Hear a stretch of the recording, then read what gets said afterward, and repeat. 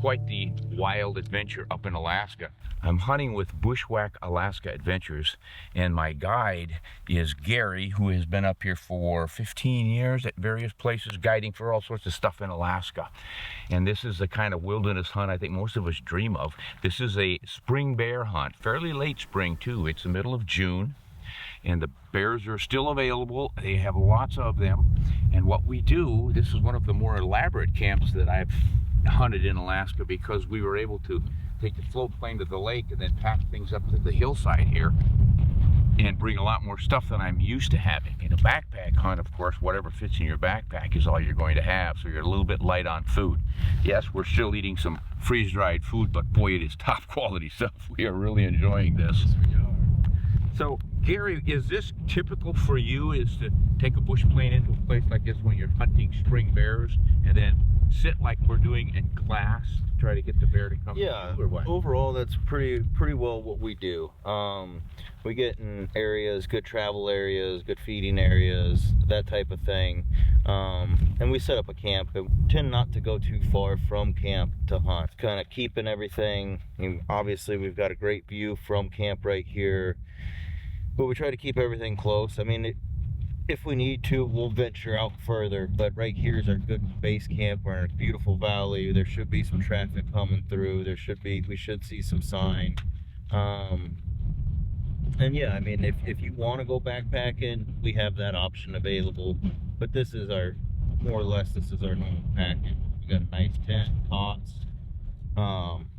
lots of snacks. We don't skimp on anything. Yeah, we're not starving, let's put it that way. But what I like about it for a change is that you don't have to put in the sweat climbing mountains, because the bears are moving enough that eventually they're going to come through, and you're not leaving a bunch of scent in the neighborhood as you're walking. Right, and that's part of it. I mean, it's, yeah, what's over that knob, what's around that corner, we all question that. But to be honest, from my experience staying put, being patient and glassing, letting your eyes do most of the walking, pays off more times than it doesn't. And if we get a little antsy, we can go walking, but we'll come back to a nice camp at the end of the day. We don't have to set up a tent every day. Mm-hmm. This is the most productive way, and that's why we do it for us. Yeah, when I'm looking at it, it seems like this is a great opportunity for less mobile hunters, older guys perhaps. Right. We get guys that they're not going to be fine sitting in camp. They need to be moving. We're going to put them in a different spot than we put guys that, that they've got a couple goes in them and that's about it. And then we put those in different spots and really try to accommodate the hunter and their physical abilities. And this is a pretty moderate spot. We don't have to do a lot of walking to get to glassing. I mean, we had to hike up a little hill to get here, set up camp from the lake, and that's about it. Yeah. We have a view of 80% of the valley. A mile and a half that way. We can see 2.5 miles that way. Right. So I mean, that's a lot of country. And bears are moving, they're active, so we could see a lot from here. But we can go if we got to go, or we can wait, be patient, and at some point something's going to walk into view here where we're going to only have to go maybe half a mile. Mm-hmm. And generally speaking, and a lot of times in our spring hunts, especially our brown bear hunts, bears aren't getting shot much more than a mile from camp. Nice. Over the years, I've only had a couple guys not get a bear. In 15 years of hunting? Wow. That's pretty impressive. How many hunts a year do you guide? Depends upon the year, but generally, bears, 4 hunts a year for 15 years. That's a lot of bears. A lot of bears. Yeah. What's your size? That varies. It all depends upon what guys are wanting. But for grizzlies, if you're getting an 8-foot bear, that's a really good grizzly. So I'd say these are interior. These are interiors. What we're hunting right here. Yeah. And so we're getting generally between 7 and 8 foot. With the possibility of being bigger, and depending upon what the conditions and what we're seeing and expectations, guys are a little bit smaller at times, but generally 7 to 8 foot is where in our wheelhouse on these interior grizzly hunts.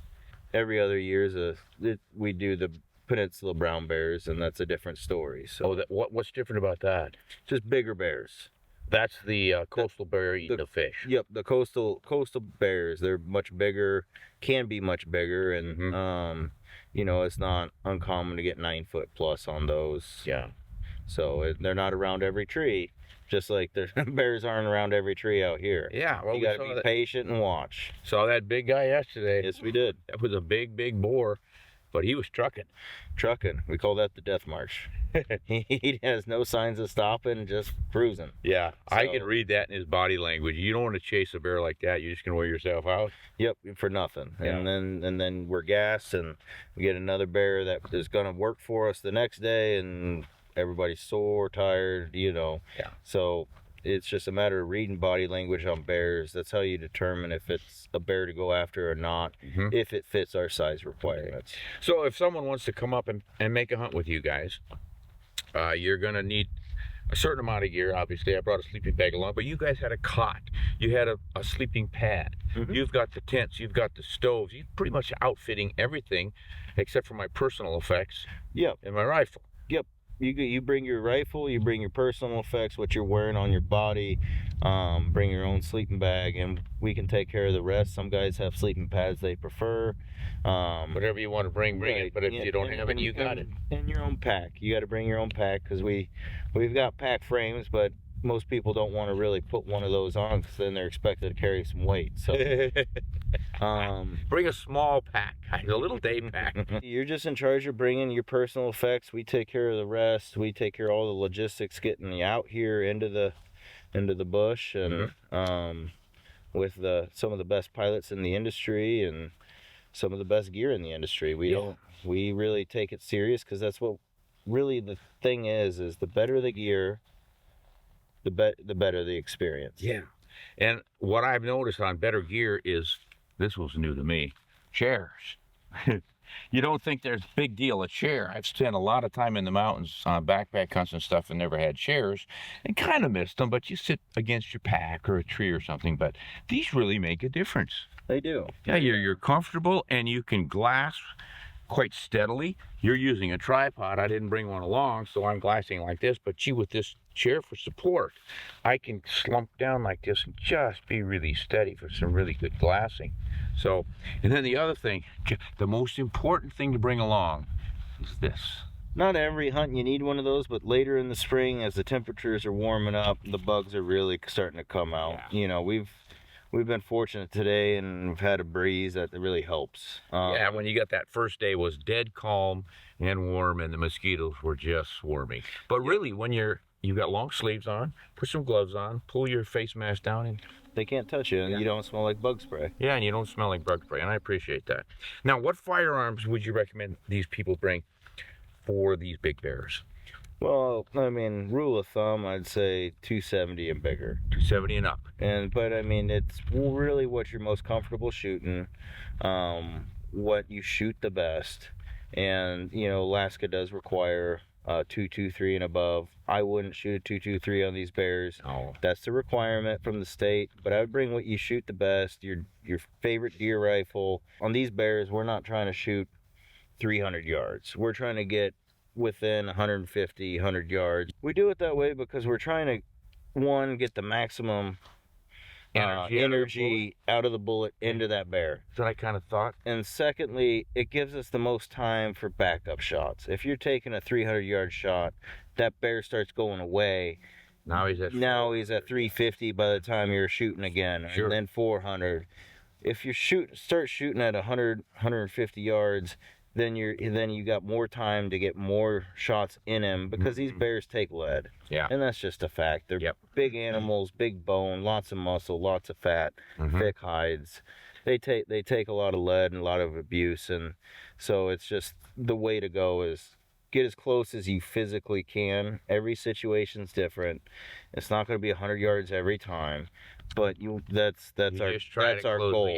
Yeah, that's our goal. Yeah. So I would say, as long as you come up with a rifle that you're comfortable shooting at 200, 250 yards, that's maximum shot distance.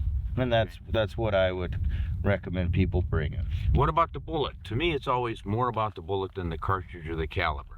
So let's say you've got a 270. Are you going to have a 130 grain core-lock bullet? Are you going to have a 30 grain, 130 grain, or are you going to go to a 150 grain bullet? What would you recommend? I would say what your gun shoots the best, but also if you can find a hard cast bullet that's going to have a lot of retention, Weight retention. as it goes through, because these are thicker skinned animals. Like what would work on a deer just fine, they may not penetrate very far because of the hide, the bone, the muscle, Just the the fat. mass. I mean, Yeah. bears are big. What's the weight of a big boar up here? A big boar up here, I mean, it can be anywhere from 7 to 1,200 pounds. Wow. So Yeah, that's massive. they're big bears, and so you got to have a bullet that can deliver big damage. Controlled expansion bullet then. Yep. Like a Swift A-frame, nozzler partition, Federal's trophy bonded bear claw, something like that. Right. Yeah, something The that's gonna. X bullets, any of the copper bullets, real good. Right. Yeah, that they're just gonna stay together. They're Yeah. gonna penetrate. Okay. Because I mean, a lot of times these bullets aren't. There's not an exit wound, so you want them, and that's okay because they're absorbing all that energy. But you want it to hold together as it's going through, because if you're putting it through the shoulder, it hits that shoulder blade, which is a lot thicker and denser than a deer's shoulder. Sure. That you want it to penetrate that. You don't want it to explode on impact and disintegrate where it's not hitting any vitals. Okay. Guys, if you're interested in a bear hunt like this, you guys are running what seasons? How long is this season last for you? This is the month of June. We're doing interior grizzly bear hunts here in the predator control unit. And then we always have a May season as well for every other year we're doing coastal brown bears or interior grizzly bears. Just depends upon the year. But the interior grizzly hunt you can do every year? In the month of May, it's every other. Okay. In June, every year. So this is kind of a special extra hunt because their population's too high and they're killing all the moose calves and Correct. stuff, you told me? Yep. Yeah. Yep. So it's an additional hunt for us. All right. Check it out. An additional opportunity, guys. And grizzly bears, not everybody's cup of tea, but if you want a real wild adventure, wild Alaska, this is one of the options. Grizzly bear in the springtime. What else are you going to be hunting? Turkey season's over. Yeah. It's a long time until elk season. Come on up, give grizzly bear a try, and you'll have a pretty darn good comfortable camp with Bushwhack Alaska Adventures. We'll see you next time on Shoot Straight.